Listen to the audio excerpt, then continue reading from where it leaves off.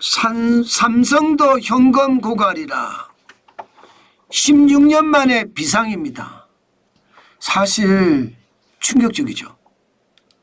대한민국의 1등 기업이 현금이 고갈이라?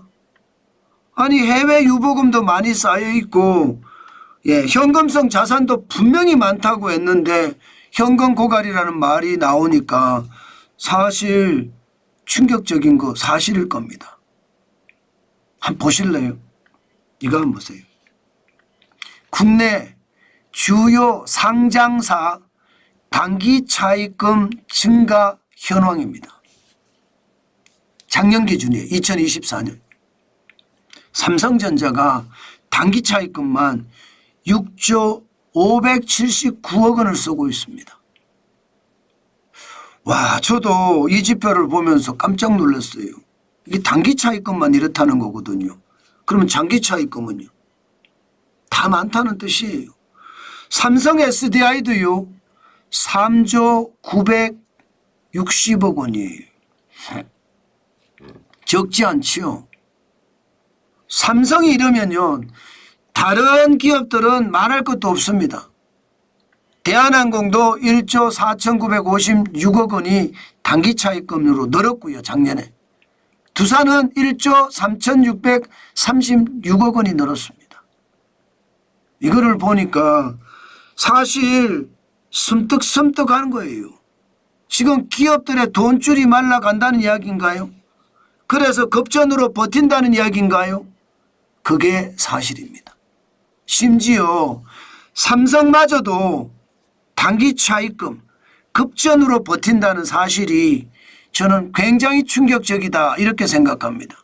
문제는 저성장이 더 길어지면요. 이제 건설사만 줄폐업하는 것이 아니라 중소기업만 줄폐업하는 것이 아니라 대기업도 망할 수 있다는 뜻인가요? 저는 그렇게 해석합니다. 그만큼 지금 우리 경제는요 심각하다. 자칫 잘못하면 폭삭 주저앉는다. 이렇게 이야기할 수 있습니다. 와, 여러분 저는 진짜로 충격적인 게 삼성전자가 그만큼 못 벌었다는 이야기거든요. 단기 차입금을 많이 쓴다는 이야기는. 사실 2022년까지 보면요.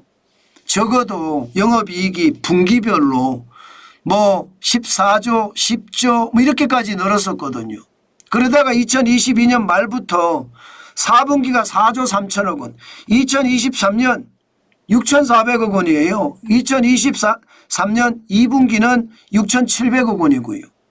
3분기도 2조 4,300억 원, 4분기는 2조 8,200억 원.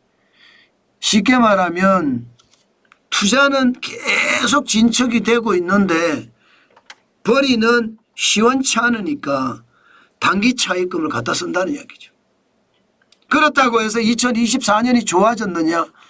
2023년에 비해서 좋아졌긴 하지만 이게 완전히 좋아졌다 이렇게 말하기가 쉽지 않습니다. 2024년 1분기가 6조 6,100억 원이었잖아요. 2분기는 10조 4,400억 원으로 뭔가 회복의 기운을 타는 것 같지만 3분기에 다시 9조 1,800억 원으로 떨어졌고요. 2024년 4분기 2025년 1분기는 거의 비슷한 수준 6조 4천억 원 6조 6천억 원 수준입니다. 그러니까 투자는 계속 이어져야 되잖아요. 반도체 투자라는 게 계속 신기술이 개발되고 신기술이 개발되는 만큼 공장을 계속 지어야 돼요. 그러면 투자는 계속 이루어집니다. 그런데 벌이가 굉장히 신찮으면 이게 감당이 안 되고 빚이 많아질 수밖에 없다는 거예요. 문제는 삼성전자 현금 많이 가지고 있다는데 왜 그게 단기 차입금으로까지 빚을 져가면서 쓰느냐. 아니 많기는 많아요. 현재까지 2024년 3분기 현재 삼성전자의 현금성 자산은 103조 7천억 원이라고 했거든요. 과거 말입니다. 2020년에 121조 8천억 원에 비하면 많이 떨어진 것도 사실이에요. 2023년에 92조 4천억까지 떨어져서 3년 사이에 24.1%나 떨어졌으니까요. 그러다가 2024년에는 다시 늘기 시작했잖아요. 예, 그렇게 현금 자산이 많은데 왜 굳이 단기 차입금을 갖다 쓰느냐. 결국 말입니다. 현금성 자산은요, 국내에 있는 것이 아니라 해외에 있다. 이런 얘기가 되는 거예요.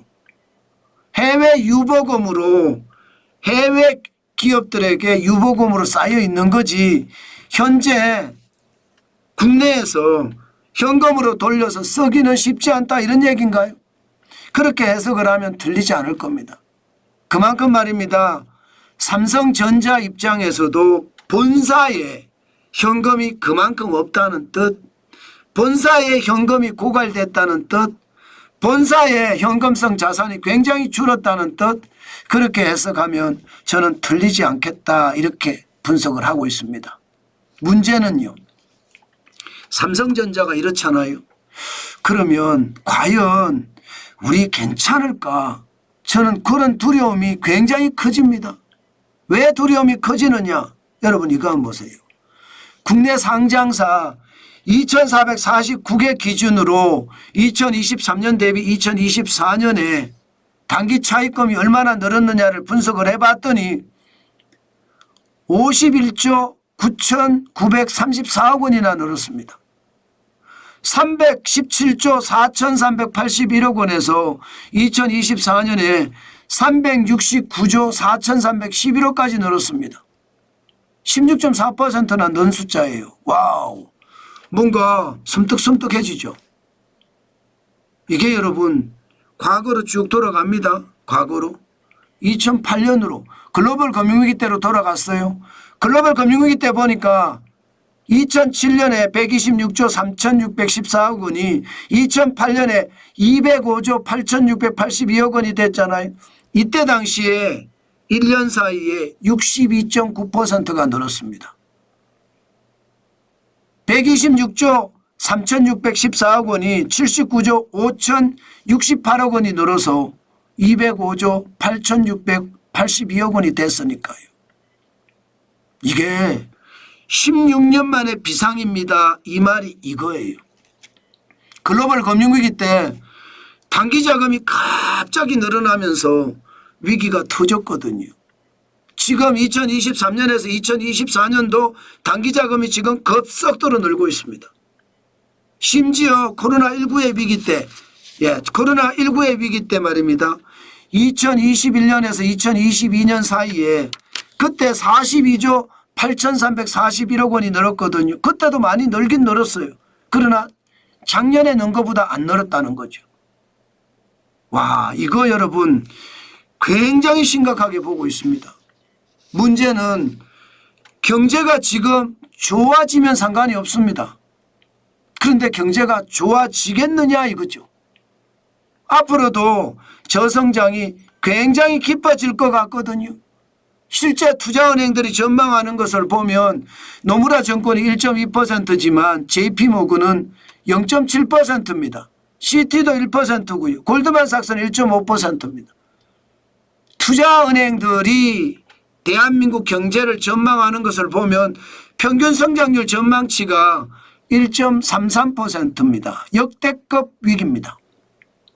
자, 이렇게 됐을 때 여러분, 삼성전자는 해외라도 자금이 있으니까 자금을 국내로 들여와서 단기 차입금에 대한 문제도 해결하고 삼성전자가 그나마 버틸 수 있다고 이야기하지만 다른 기업들은 다 버틸 수 있을까요? 저는 다른 기업들이 버티기가 진짜 어렵다고 봅니다. 그렇게 되면 여러분, 건설업체들이 줄폐업하면서 건설업에 대한 위기감이 굉장히 커졌잖아요. 4월 위기설까지 퍼질 정도거든요. 저는 이게 여러분 결국 말입니다. 우리 전체 기업으로도 확전될 가능성 굉장히 많다고 봅니다. 장기 저성장이 계속이 된다면 돈줄은 계속 마를 거고요. 그러면 급전으로 버티는 것도 한계가 있거든요. 짧은 기간 버티는 것이 이게 가능하지만 길게 버티는 것은 거의 불가능하다 생각하거든요. 그 정도로 말입니다. 지금 상황 진짜 어렵다. 저는 그렇게 생각합니다. 예, 그만큼 말입니다. 삼성조차도 현금 고갈이라는 말이 나올 정도면 이것은 그만큼 심각한 상황에 봉착했다. 기업들이 이대로 간다면 저성장이 길어지고 앞으로 더 힘들어진다면 결국 말입니다. 줄줄이 폐업하는 그런 사태가 맞아질지도 모른다. 저는 그 말씀 여러분들에게 강조해서 드립니다. 제가 여러분 이렇게 작은 단서를 가지고 예측을 하잖아요. 어떤 분들은 이 사람은 맨날 비관적인 이야기만 해 이렇게 이야기했는데 사실 현실로 다가오니까 지금 많은 사람들이 정환진이가 맞았어 하고 들어오잖아요. 지금 이 전망도 마찬가지입니다. 저는 작은 단서를 계속 쫓아갑니다. 그래야지 과거가 반추되고요. 과거와 현재를 추세선으로 연결해 봤더니 미래는 더 어려워지더라. 이게 예측이 가능하거든요. 지금 우리 경제는 결국 말입니다. 앞으로도 더 어려워질 거다. 이렇게 예상할 수 있습니다. 저는 그게 더 충격적이다. 이렇게 봅니다.